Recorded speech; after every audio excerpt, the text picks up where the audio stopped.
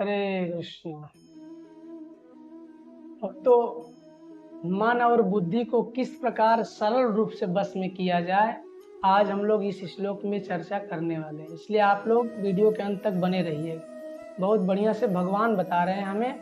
बताते हैं अध्याय 3 श्लोक संख्या 42 में, इंद्रियाणि परन्याहुरिन्द्रियेभ्यः परमं मनः मनसस्तु परा बुद्ध्यो बुद्धे परतस्तु सः।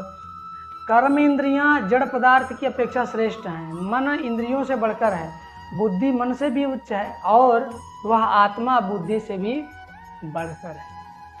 सुंदर, ध्यान पूर्वक। कर्म इंद्रियां जड़ पदार्थ से अपेक्षा श्रेष्ठ है। कर्म इंद्रिय क्या है? जो हम कर्म करते हैं, हाथ पैर, है ना, ये सब कर्म इंद्रिय में आती है। जिससे हम कर्म करते हैं वो कर्म इंद्रियां हैं। तो ये कर्म इंद्रियां क्या है? जड़ पदार्थ से श्रेष्ठ हैं। और दूसरा क्या है? मन इंद्रियों से बढ़कर। और जो इंद्रियां हैं, मन क्या है? इनसे बढ़कर है। और बुद्धि क्या है? मन से भी बढ़कर है। और आत्मा क्या है? बुद्धि से भी बढ़कर। मतलब सबका स्वामी कौन है? इनका आत्मा है, लेकिन गुलाम बनकर बैठा है, मालिक होकर गुलाम बनकर बैठा है, इसीलिए चक्कर काट रहा है। तो मालिक है तो मालिक की स्थिति में आ जाना है, बस काम बन जाए। कोई राजा हो और वो भूल जाए कि मैं राजा हूं, तो उसके नौकर क्या करेंगे उसके साथ?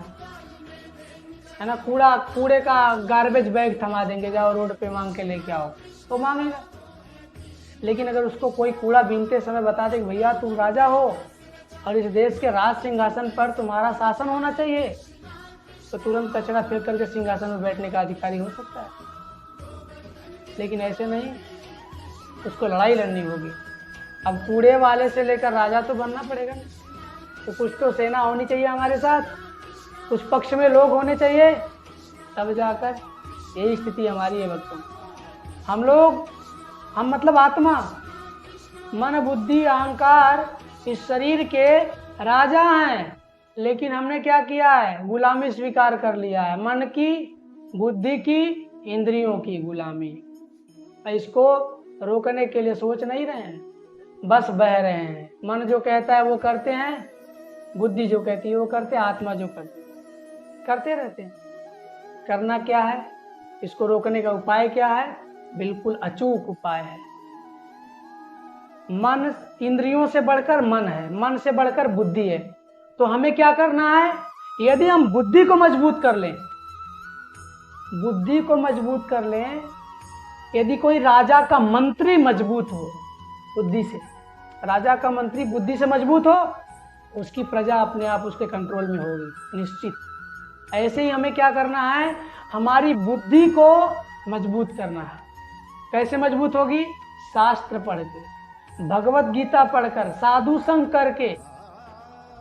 साधु संग करने से, शास्त्र पढ़ने से हमारी बुद्धि मजबूत होगी। हमें क्या करना चाहिए, क्या नहीं करना चाहिए, हम कौन, ये पता चलेगा। फिर जा करके हमारी इंद्रियां, हमारा मन हमारे बस में हो सकती है। नहीं तो आज स्थिति ऐसी है, मन आदेश करता है मुझे ये चाहिए, इंद्रियां लग जाती है सेवा में, फिर बुद्धि उसका प्रयोजन करती है। अहंकार की तुष्टि पुष्टि चल रही है। लेकिन भक्तों, हमें इसको रोकने के लिए अपनी बुद्धि को मजबूत करना होगा। और बुद्धि शास्त्र और साधु संग, ये 2 उपाय अचूक उपाय है। हम भगवत गीता पढ़ें, भगवत गीता के प्रत्येक श्लोक में भगवान ने यही बताया है, अर्जुन मन बना बहुमत भक्त्या मध्या जिमाम नमः। भगवान ने ज्ञान योग, कर्म योग, भक्ति योग, है ना, सब कुछ अर्जुन को बताया।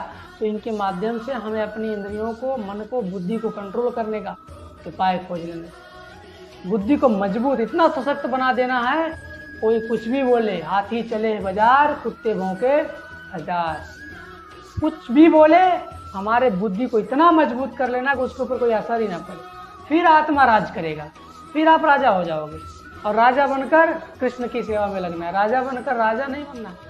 राजा बनना है मन बुद्धि अहंकार का, लेकिन इन सबको लेकर कृष्ण की सेवा में नौकर बनना है। नौकर कृष्ण की सेवा में बनना, इन इंद्रियों का नहीं। नौकर हम कृष्ण के, लेकिन बन गए इंद्रियों के। तो दास बनना है कृष्ण का, इंद्रियों का दास नहीं बनना है। तो कृष्ण की सेवा में अगर मन लगा रहेगा तो सारी इंद्रियां स्वतः लग जाएंगी, उसको लगाने की आवश्यकता नहीं। मन सदैव अगर कृष्ण का चिंतन करे, कृष्ण का नाम, कृष्ण का लीला, कृष्ण का गुण, कृष्ण का रूप धाम, तो इंद्रियां कहीं जाएंगी ही नहीं, स्वतः लगी रहेंगी। ये सरल उपाय है, आप प्रैक्टिकल करके देख सकते हो। हरे कृष्ण।